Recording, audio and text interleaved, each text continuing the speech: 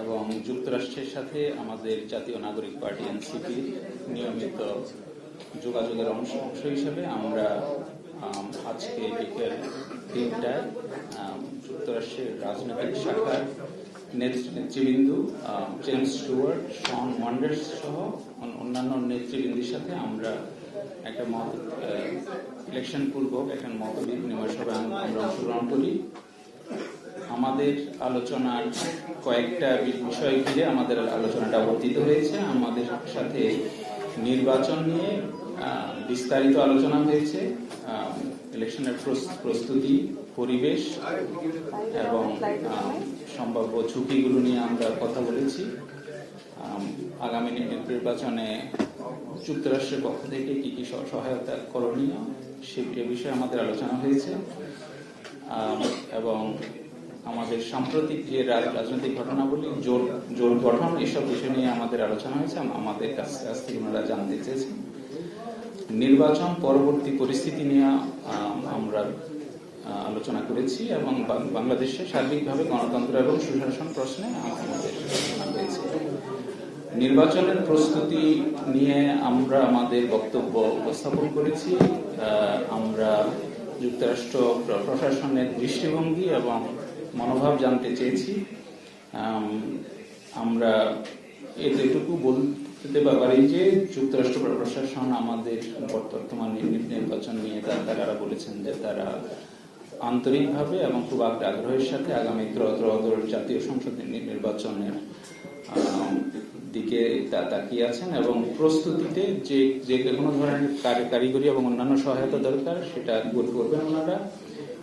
পরিবেশ নিয়ে আমাদের সাথে বিশেষ করে সহিংসতার সম্ভাবনা এবং আইন শৃঙ্খলা বাহিনীর প্রস্তুতি, এসব বিষয় নিয়ে আমাদের সাথে বিস্তারিত আলোচনা হয়েছে। আমাদের এনসিপি প্রতিনিধির পক্ষ থেকে আমরা বলেছি যে আমাদের কিছু কনসার্ন আছে, বিশেষ করে দেশব্যাপী জানেন যে এখানে একটা বড় দলের আভ্যন্তরীণ সহিংসতায় গত 10 মাসে বা এর চেয়ে বেশি সময় 100-150 বেশি লোক নিহত হয়েছে। সুতরাং এই পরিস্থিতি আমাদের নির্বাচনকে কিভাবে প্রভাবিত করে এই বিষয়গুলো নিয়ে আমরা উদ্বিগ্ন।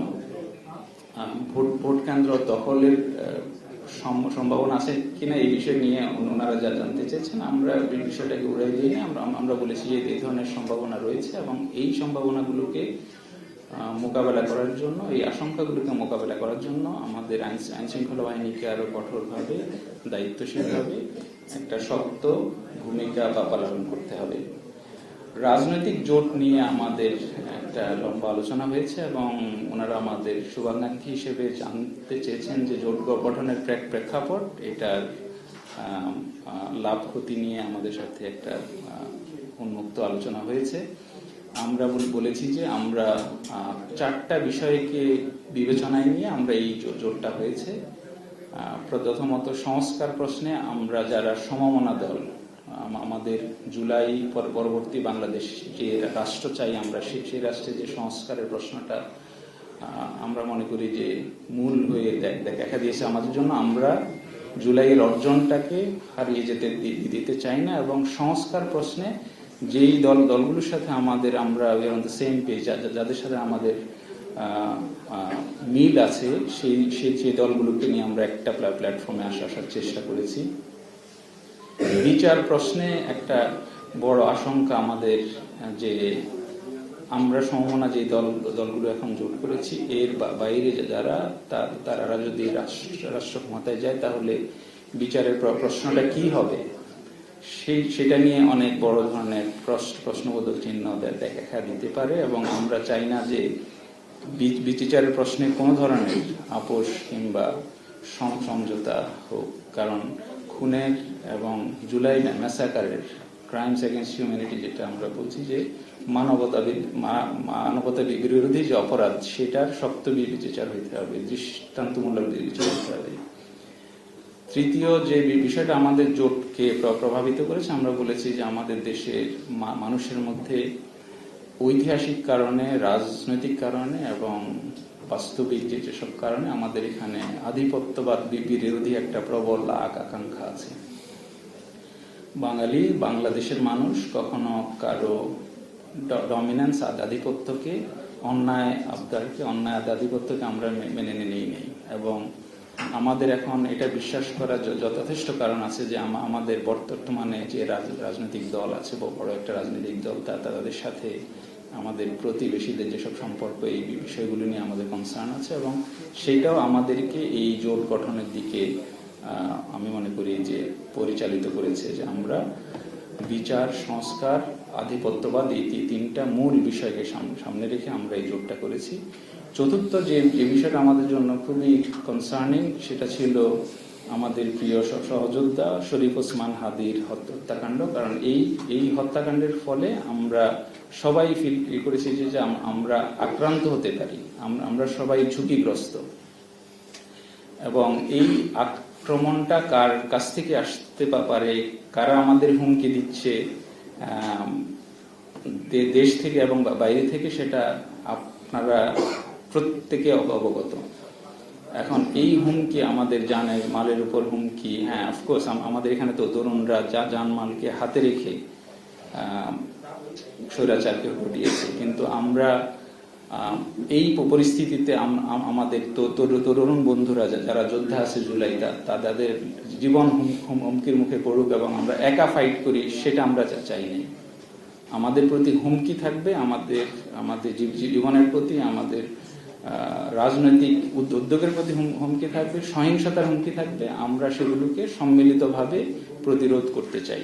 সেটাও আমাদের জোট গঠন করার আরেকটা কারণ। তো আমরা এই বিষয়গুলো নিয়ে আমরা ওনাদেরকে বলেছি, এবং যুক্তরাষ্ট্র দূতাবাসের নেতৃবৃন্দ ওনারা আমাদের দেশের মানুষের যে রাজনৈতিক আকাঙ্ক্ষা, বোঝাপড়া, সমঝোতা, এই বিষয়গুলোকে ওনারা অ্যাপ্রিসিয়েট করেন, এবং ওনারা বলেছেন যে বাংলাদেশের জনগণ তাদের জন্য যে এটা উত্তম সিদ্ধান্ত, রাজনৈতিক দলগুলো সেই সিদ্ধান্তগুলো নিবে। এবং আমাদের কাছে মনে হচ্ছে পুরো বিষয়টাতে তাদের আমরা ইতিবাচক দেখেছি, যে আমাদের জোটের প্রশ্নে অন্তত।